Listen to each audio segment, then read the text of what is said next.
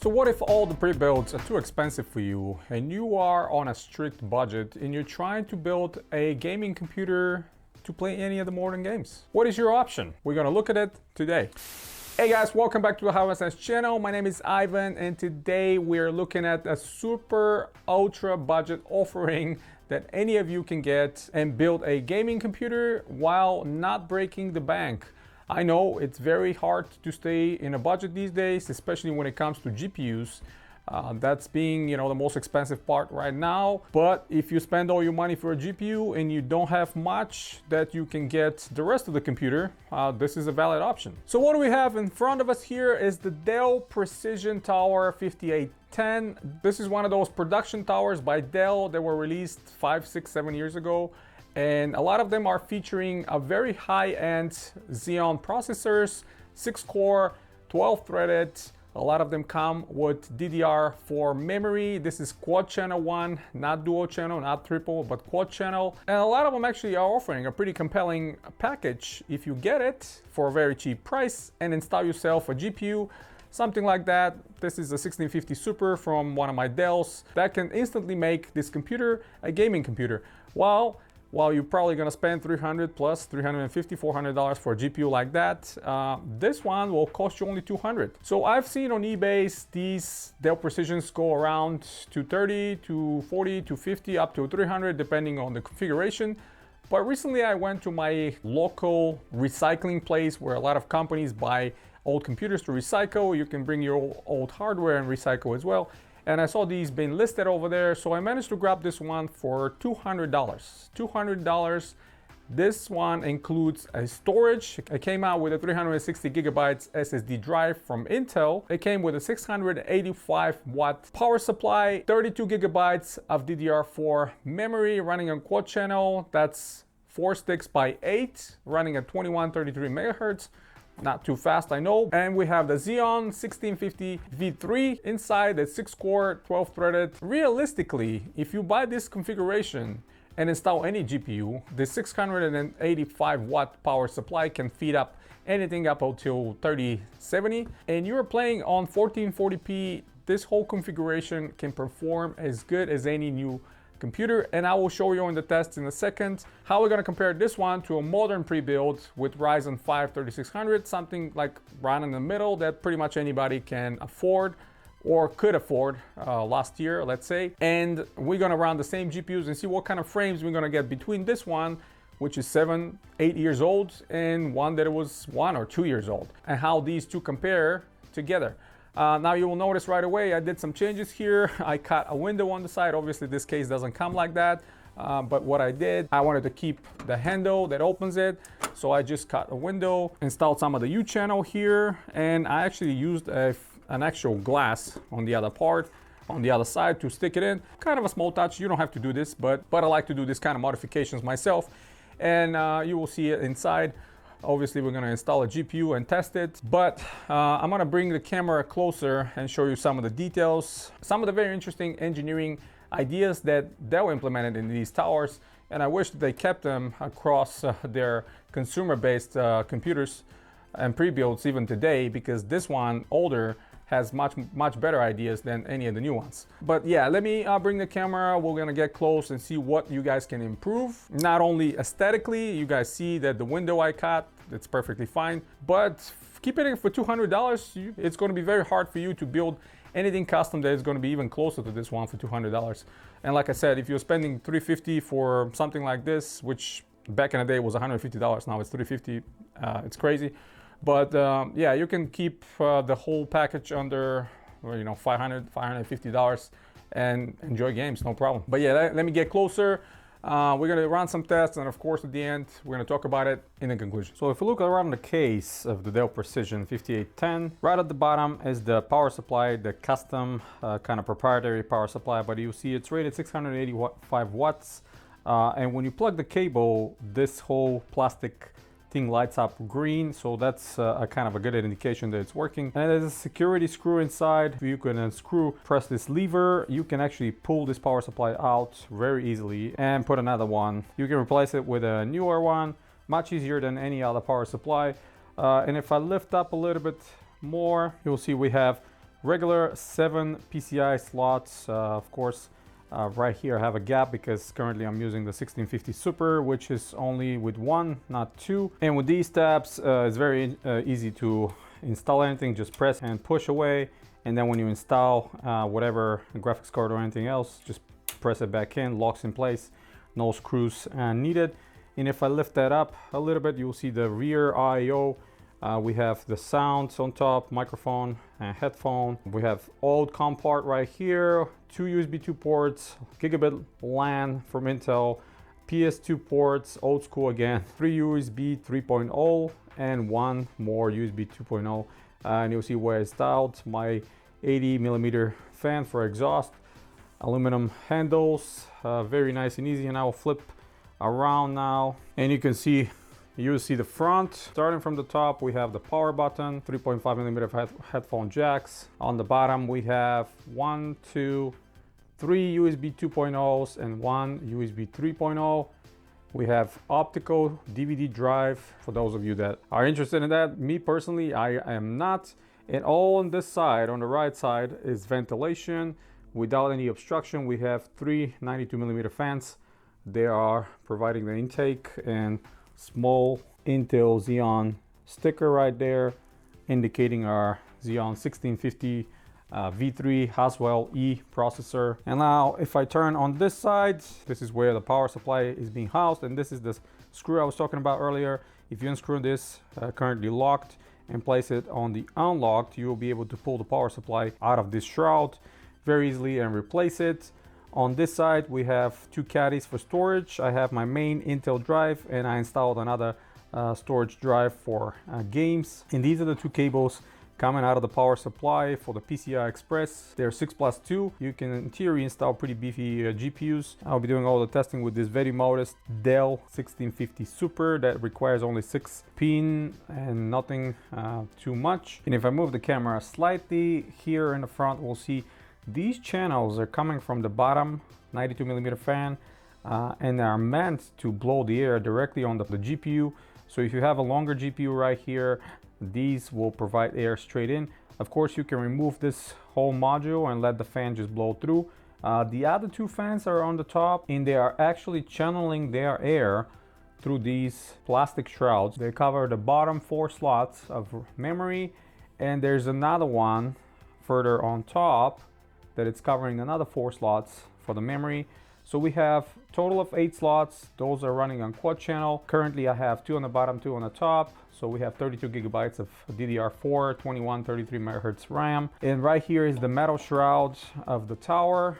And if I move the camera a little bit, you'll see the fin array of the tower. And this is the X79 or 2011 Haswell E CPU. Quite beefy actually. This is very similar to the one that I have on my Dell XPS 8940, the one I showed you how to upgrade. But of course, this is Intel 2011 socket, slightly bigger.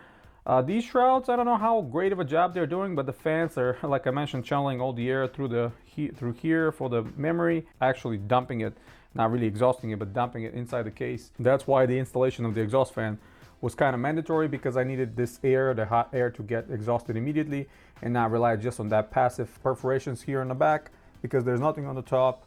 I needed this air to come out. And this old Enermax extremely silent ball bearing 80mm fan was doing a great job. It comes with built-in RPM controller. Unfortunately, they don't make these anymore. This is more than 14 years old, I believe. Still had it in my archives, and I just put it here. Fits perfectly. You can actually fit a 92mm fan as well. Getting power to it, this is what I did. I have an adapter that goes from SATA to Molex, and then from Molex I have another adapter that powers that fan. Otherwise, if you plug in directly the fan to an adapter, SATA to fan adapter, actually throws an error. I don't know what the deal is. Maybe the motherboard is too sensitive and senses that the power is not 12 volts and kind of stops it work. But I managed to go around it with this double adapter situation. Of course, the motherboard is proprietary. It's not a regular ATX motherboard. That's why you'll see these power connectors right here and right there on the top. These are the ones that are coming from the power supply. We have aluminum heatsink over the chipset. That's the X79 chipset right there. Plenty of SATA 3 connectors on the bottom. You'll see right there, I have currently 2 drives, USB 3 connector right on the corner they installed for that front AIO. And this giant piece of metal and plastic houses the slim CD DVD writer, but of course if you have one of the thicker ones, it can be placed right here as well, or you can place regular hard drive. Personally, I don't care about that stuff, and easily you can actually unclip and remove everything and kind of remove this whole bracket out of the way if it's bothering you. Personally, it doesn't bother me, and it's not visible when you place the side panel. In the front, actually, they have an old school speaker right here. You will see it. This speaker actually provides a lot of sound. I mean, it's mono, not stereo, but provides enough sound, and if you don't have anything plugged in, this is where the sound's going to come through. Overall, I think they did a great job with this Precision. I think back in the day that computer costed a lot of money, but nowadays for $200–250 you can get something like that. Just throw in a GPU, whatever you have, if you have one these days. I know it's hard, but you will see from the results, we have some great results actually with this computer, even compared to a more modern HP Pavilion with Ryzen 5 3600. I'm gonna go ahead and roll some of the game results, and you guys are gonna see how they compare to each other. They're about 8 years apart, but still at 1440p this computer holds its own and provides some excellent results, and it can be a perfect gaming machine that's not gonna break the bank as long as you have a powerful GPU to support it. No heat sinks over the VRMs, they're completely exposed, but this tower blows a lot of air on this side, so these are not overheating at all. And you'll think everything is pretty covered here. How are you gonna get any of the air intake inside? Well, most of that is going to be channeled. The 2 fans are channeling right here over the RAM, and the only one on the bottom comes right here, blows into the main chamber towards the GPU. So if you have a pretty beefy GPU with a lot of heat dissipation, it might be an issue, but so far I haven't noticed any problems. Actually running pretty cool, and with my small mod with the exhaust fan, actually is doing pretty great. Let me go ahead and run the test for you guys, and at the end we're gonna talk about it in the conclusion.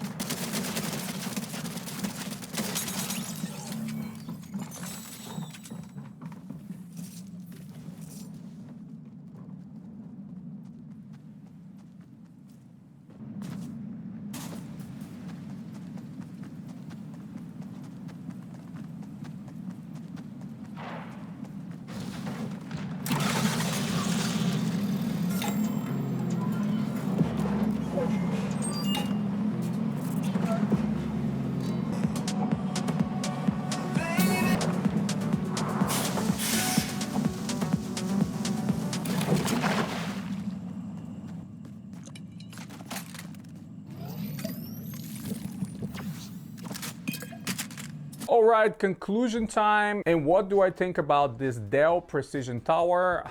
I have to say, for $200, it's going to be very hard for you to find anything cheaper. That it's a full complete package that you can just pop in a GPU and start playing your games. There's so many interesting things here, even from the aesthetics, from these aluminum handles from both sides that you can just grab and carry the computer around. Excellent idea. Plenty of ports. We have so many USB 3s. We have USB 2s in the front, USB 3s in the front. There's a total of 5-6 USB 3s.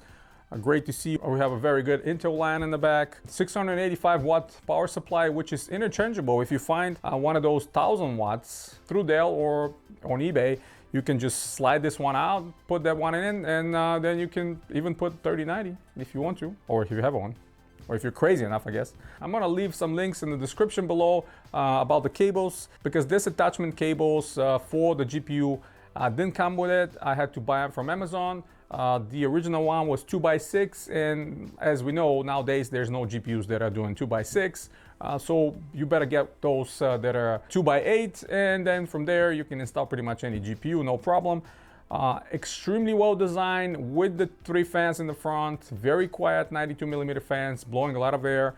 And these channels over the memory, man, that's a great idea.